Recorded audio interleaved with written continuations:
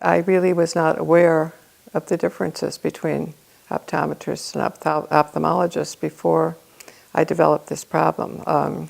My eye needs were very simple. It was simply vision, and actually very good vision for my age. And it didn't really, I had no reason to know that there were differences between optometrists and ophthalmologists.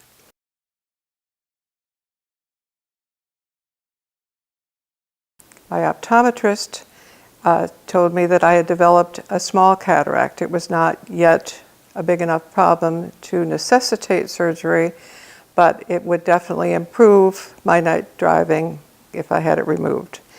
So at his suggestion, I went to the cataract surgeon that he suggested and had the cataract removed. I did not see the doctor again because he had an assistant check me the next day and was told then the rest of my care would be handled by my optometrist. He saw me 3 or 4 times and said that everything was fine.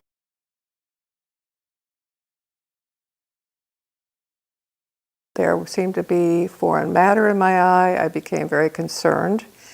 I called several times to call the optometrist and called the cataract surgeon, got no support, did not get really even a call back.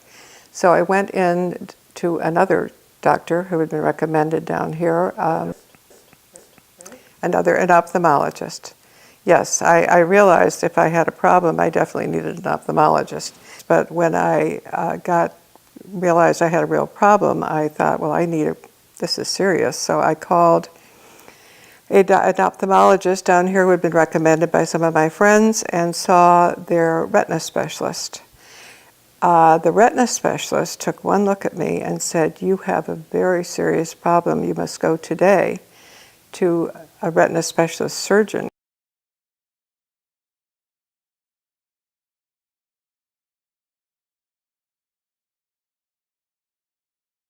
My optometrist did not see a problem.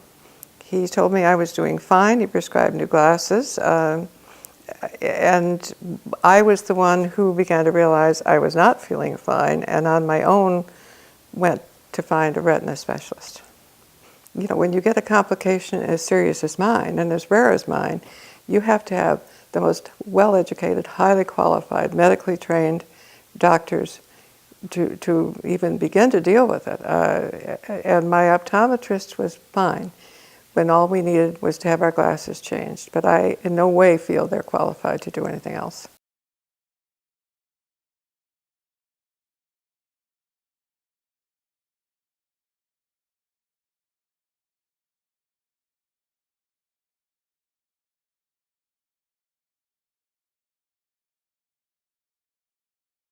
There's no question that some people, and my friends and my husband even, really do not understand thoroughly the difference between an optometrist and an ophthalmologist. And our optometrist had, over a period of at least 3 different checkups, possibly longer, reassured my husband that a red spot in his eye, which he thought was impinging on his vision, was simply old age. Not to worry, nothing to be done about it.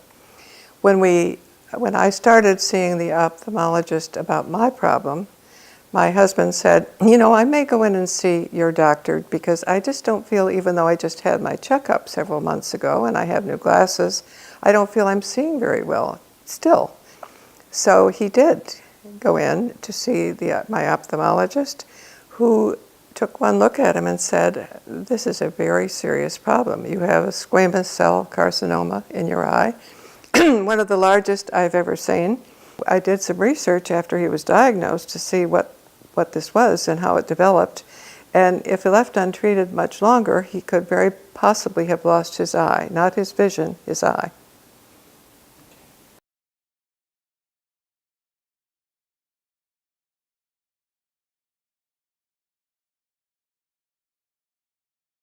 It was very difficult for the ophthalmologist to understand how a qualified optometrist could have looked at this eye over a period of 3 or 4 years. He said it's been developing for years, I can see by looking at it, and not do something about it, or even send him on to someone else to do something about it. He just missed it, which was a very big eye-opener for both of us.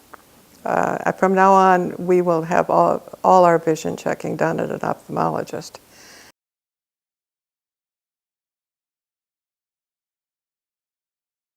It's unfortunately, like a lot of lessons in life, you have to learn it the hard way. Once you have a complication and you begin to understand how easy it is to get a complication and how difficult it is sometimes to resolve it, and you begin to meet the various ophthalmologists and their various specialties, they're an extremely impressive bunch, highly educated, and, you know, as you say, with years of training in dealing with just whatever their little area where they finally end up in their specialty. It's just a little piece of the eye. I mean, the eye is a hugely complicated mechanism, more than I ever understood. I didn't really understand, as I have come to understand, how many difficult things there are that can develop with your eye, and how widely diversified the field of ophthalmology is, with various specialists who only do certain things, only do the retina, only do cataracts, it is such a complicated field of ophthalmology that within it I've discovered there are a number of subspecialties where those doctors only do this one small thing. So it would be hard for me, knowing what I know now, to really believe that an optometrist, however experienced he might be in his particular field, would be capable of actually physically doing something with my eye.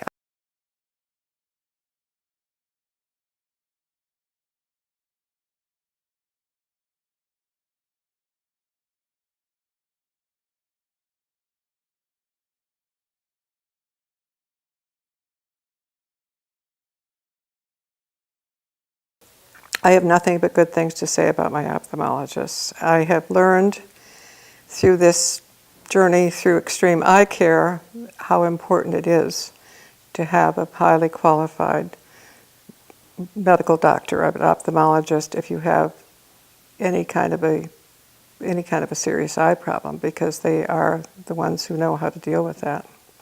I do not feel that an optometrist should have the privileges of ophthalmologists. I do not feel that they are qualified with their background to prescribe serious medications, or to, in our personal case, even become aware sometimes of serious eye problems that should be referred.